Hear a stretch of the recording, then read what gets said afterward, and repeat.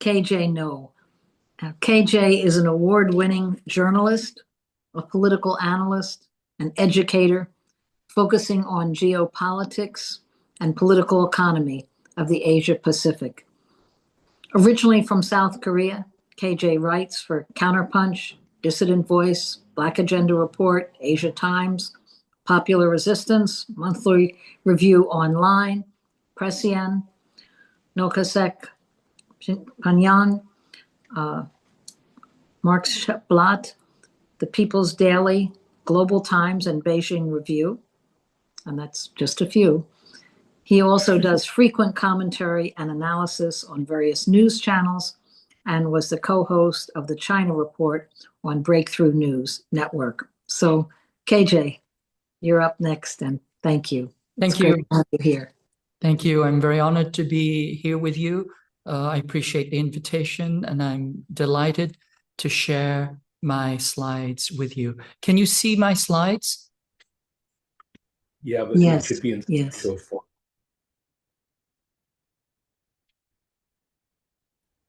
And I know that I should put it into, yes. Okay, so I want to talk about what I refer to as the hydrocarbon empire. It's very simply the idea that the Western empire was built on and is still doubling down on fossil fuels.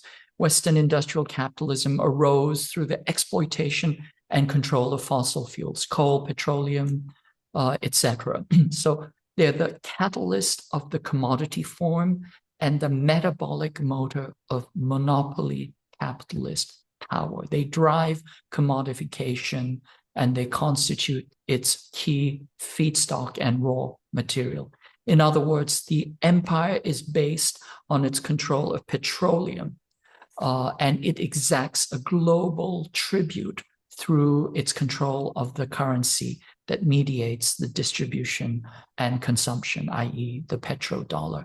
And of course, we all know that it threatens and overthrows governments and goes to war to hold on to that control and privilege.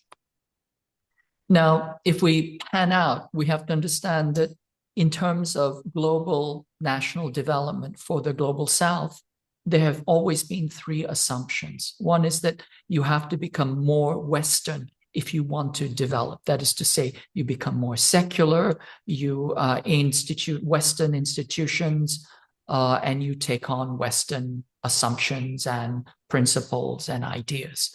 You also have to become more capitalist, specifically more neoliberal capitalist. And of course, the third assumption is if you want to develop your country, you have to become more carbon intensive. And all of these things mean that you become more dependent on the global north, and you essentially become a neo-colonial subcontractor to the Western capitalist system. Well, what happened was China broke the mold on this. It showed that it's possible to do non-Western development. You develop on your own terms with your own culture. It showed that it's possible to harness capitalism for socialist development. China has capitalists, but it is not capitalist. And it also showed that it's possible to move towards a fundamental ecological development. This is groundbreaking and transformative. And if you want the data, there's a very important research document that was released by Ember, a think tank. And essentially they say that China's ecological civilization is leading the world away from fossil-fueled economies and potentially leading the way out of catastrophe, climate catastrophe. It's a possible direction out. So as they say in their own words, it's rapidly reshaping energy choices for the rest of the world, creating the conditions for a decline in global fossil fuel use. And it's demonstrating that decarbonization can go hand in hand with industrial upgrading, job creation, improved quality of life, i.e. development.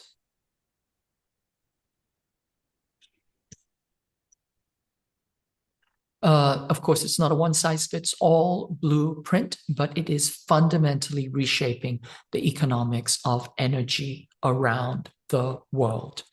The New York Times, which is notorious for its anti-China bias, still has to acknowledge that the Chinese dominance of clean energy industries is creating conditions for a decline in fossil fuel use. Kind of an extraordinary statement from the New York Times and its bevy of hate criminal reporters. The scale of Chinese production has driven the price of technologies down almost by 90%. It showed that 90% of wind and solar projects produced power more cheaply than the cheapest available fossil fuel alternative. China is the engine changing the energy landscape, not just domestically, but in countries around the world. Here are some examples. 20 megawatt offshore wind turbine. This is a 16 megawatt wind turbine. It will generate 44 gigawatt hours of energy per year. And it's not just large scale, massive energy projects, it's also creating micro projects that are also revolutionizing the energy utilization.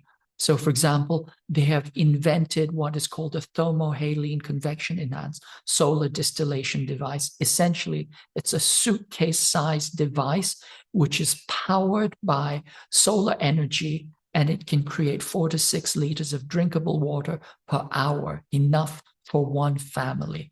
If you got 1,000 of these out to, for example, Palestine, it would be a complete and total game changer. This is what it looks like.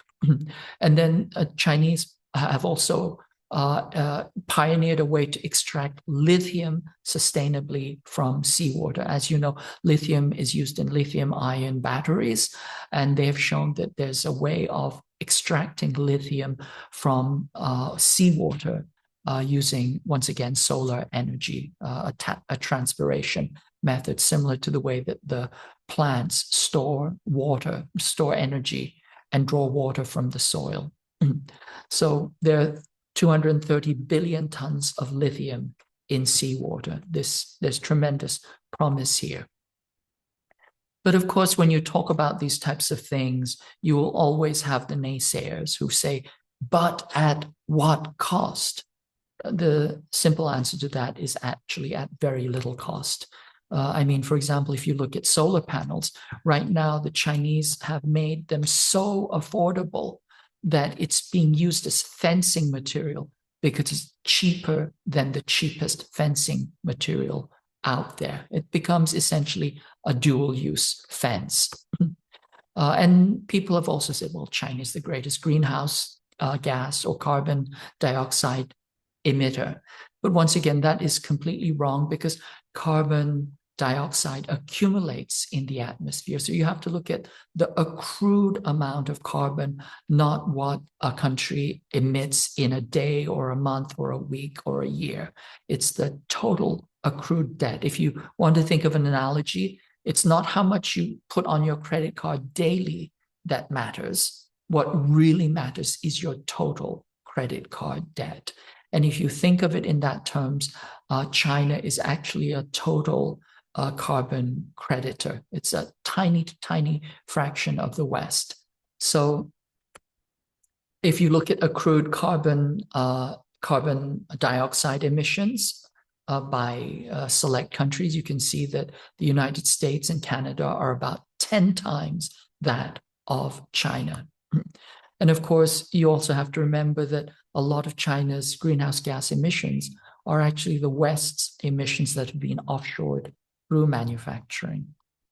If you want to do kind of an analysis of responsibility, according to Jason Hickel, about 92% of the carbon emissions that have gone above, that have caused us, that have put us at risk, are due to the global north. The global south is responsible only for 8%. The US is responsible for 40% by itself. You can do the calculation. I won't go into it, but you calculate the total safe carrying amount of the atmosphere, and then you do a kind of fractional analysis. And then you can see that China has undershot its allocation by 29 gigatons. In other words, it has mitigated harm by 11%. It's a net creditor, not a net debtor. People have also talked about coal. Kyle has referred to it. But once again, China's coal is ultra supercritical. It is actually cleaner than gas. And also it's used it as a backup because it knows that the US has an explicit plan to choke off China's alternative fuel imports. And therefore it has created backup capacity in clean coal. Alfred McCoy is a China basher. He says, every global empire has rested on an energy revolution, wind, coal, oil. Because China is the solar empire, it will be the next global bully. And this is a nonsense statement because China is providing renewables as a global good. Once you have the solar panels, nobody controls your use of them. The sun, the wind, and the waves are global commons. It's actually a liberatory practice, not a way of controlling a country or a people the way that you can restrict or control the flow of fossil fuels. So all of this is to say, once again, the sun, the wind, and the waves are global commons, and countries that have the capacity to harness these commons, that is, that when they gain the means of production of energy, have a way to reclaim energy sovereignty. And therefore, this is a tool of liberation. It is, China is helping the world dismantle the master's house, but without using the master's tools. I just want to point out that imperialism is the core issue. It's at war with the planet. We need to stop it. These are some of the ways in which the global north is responsible for climate breakdown, but there is a way out. Unfortunately, the US would rather burn down the planet than let China lead the way towards ecological development and out of colonial subjugation. And so there is a war that is escalating towards China that has to be prevented for us to have a future, certainly to have any kind of ecological future. I just want to point out in closing, Hegel talked about the cunning of reason. This is the way history does a kind of dance of jujitsu. President Trump, ironically, is the indispensable world historical character who may be changing the history of the world. In China, people sometimes call him Comrade Trump. He mentioned the Strait of Iran, the Strait of Hormuz, which is actually the carotid artery of global capital.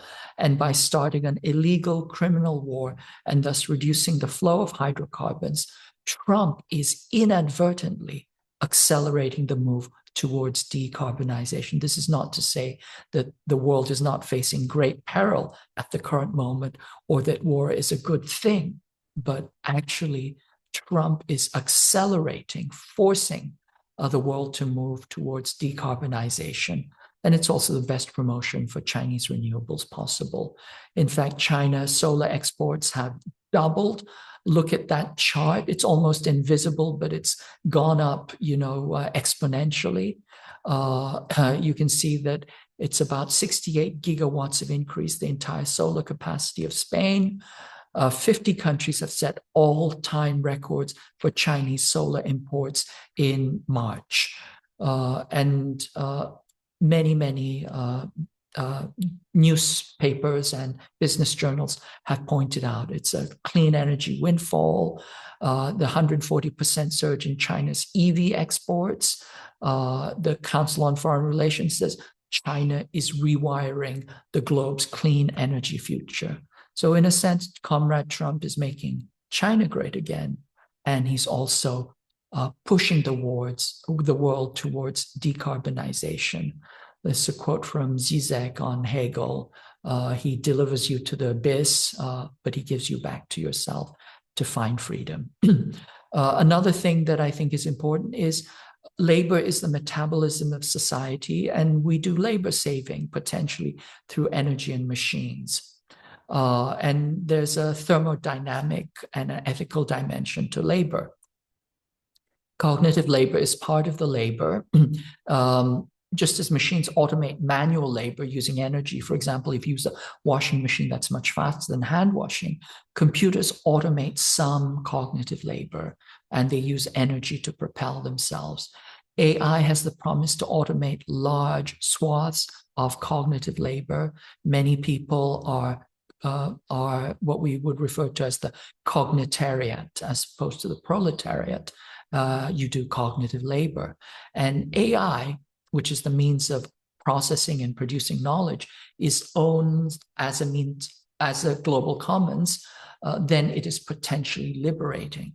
But if it is privately owned by the capitalists, it becomes a means of oppressing people and accelerating exploitation. China is pioneering the release of AI as open source, a global resource, a global commons, a global utility, and the US is doing exactly the opposite. Arnaud Bertrand refers to AI as a public utility like electricity, but US corporations are demonizing Chinese AI because they want to enclose and monopolize it. And they want to use it as a weapon of surveillance, discipline, and of course, oppression. This is Alex Karp's saying, is that you should wake up scared and go to bed scared because of his control of AI. It was also used for targeting in the Gaza genocide. So we have to think about this, that AI, which is powered through energy, is potentially a form of liberation, but it also potential form of increased oppression and exploitation. So we need to make the right choice. We need to demand the right choice. We need to agitate, organize, and work together to build an ecological future which does not exploit human beings and appropriate them and oppress them. Thank you. Well, thank you so much, KJ. And I just want to say that, I know each of the panelists and their chapters, and they never repeat themselves. They always provide new, very interesting information.